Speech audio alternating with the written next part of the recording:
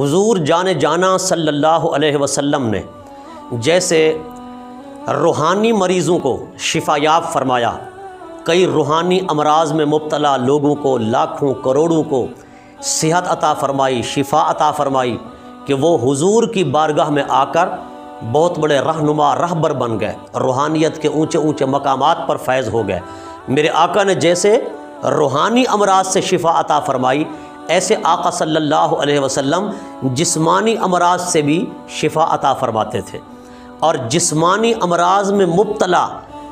جو موت کے قریب پہنچ چکے تھے آپ کی بارگاہ میں آئے، لا علاج ہو چکے تھے آپ کی بارگاہ میں آئے، آپ کے دست شفا سے ایسے شفا یاب ہوئے کہ ہمیشہ ہمیشہ کے لیے صحت یاب ہو گئے، کبھی ان کے قریب وہ بیماری آئی ہی نہیں۔ آقا علیہ الصلاۃ والسلام کو رب کائنات نے جیسے روحانی امراض کے لیے طبیب اعظم بنایا تھا، ایسے جسمانی امراض کے لیے بھی آپ طبیب کامل تھے۔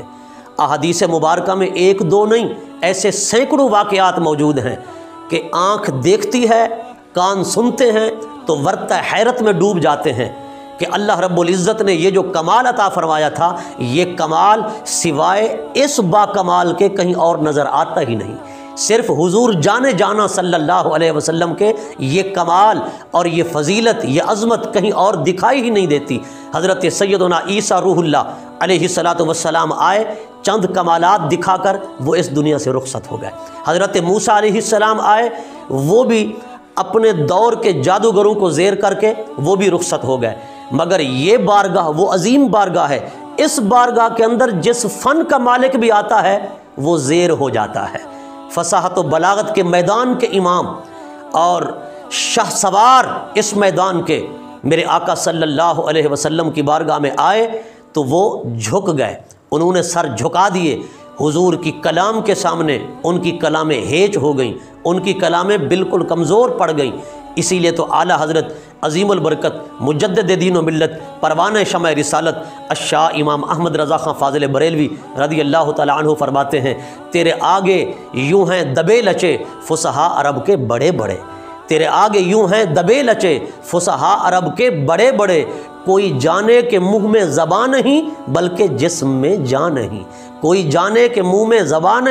نہیں بلکہ جسم میں جان نہیں۔ اعلیٰ حضرت امام اہل سنت فرماتے ہیں، حضور کی فصاحت و بلاغت کو دیکھ کر بڑے بڑے فصحائے عرب، بلغائے قحطان تھے یا فصحائے عدنان تھے، فرمایا کہ وہ اپنی پیٹھ کے بل چت ہو گئے۔ آقا علیہ الصلاۃ والسلام نے ہر کمال والے پر وہ کمال دکھایا کہ اسے ہیج کر دیا، آقا علیہ السلام نے اسے زیر کر دیا۔ سرکار دو عالم صلی اللہ علیہ وسلم کی بارگاہ میں جسمانی امراض والے آئے تو انہیں بھی ایسی شفا عطا فرما دی کہ کبھی بیماری تھی ہی نہیں۔ ایک مرتبہ غزوہ بدر کے موقع پر ابو جہل کے بیٹے نے حضرت معوذ کے ہاتھ کو کاٹ دیا، آپ اپنا ہاتھ اٹھا کر بارگاہ مصطفیٰ میں حاضر ہوئے، آقا علیہ السلام نے اس کے ہاتھ کو اس کی جگہ پر رکھا، وہ ایسے جڑ گیا،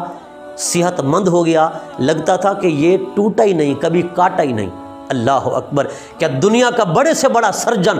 ڈاکٹر ایسا کمال دکھا سکتا ہے؟ بڑے بڑے سرجن ڈاکٹر وہ کام نہ کر سکیں کہ میرے آقا نے صرف اشارے سے کر دیے۔ آقا علیہ الصلاۃ والسلام کی بارگاہ میں ایک مرتبہ ایک عورت حاضر ہوئی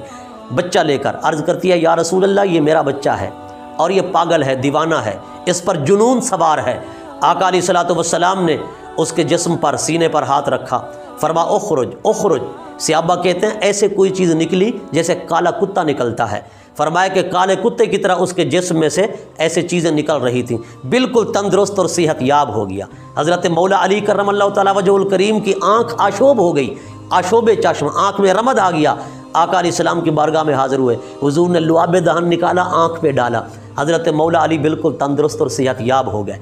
علامہ خرپوتی رحمۃ اللہ تعالیٰ علیہ، علامہ ملا علی قاری، شیخ محقق شاہ عبدالحق محدث دہلوی، صاحب مواہب الدنیا، امام ابن حجر مکی، دیگر کئی علماء سیرت اور مؤرخین نے لکھا کہ یہ وہ امور ہیں جو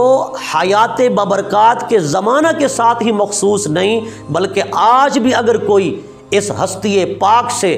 اپنا قلبی تعلق استوار کر کے، اپنا دلی عشق و محبت والا تعلق حضور کے ساتھ استوار کر کے، مضبوط کر کے اگر مدد مانگے، مشکل کشائی کروائے، صرف درود پاک پڑھ کر بھی اپنے مقصود کے حصول کی دعا کرے تو وہ اس میں بھی کامیاب ہو جائے گا۔ صرف درود پاک پڑھ کر اپنا مقصد حاصل کرنے میں کامیاب ہو جائے گا۔ یہ تو وہ عظیم بارگاہ ہے کہ ہر طرف حضور کی بارگاہ سے رحمتیں، برکتیں حضور کی امت پر نچھاور ہو رہی ہیں۔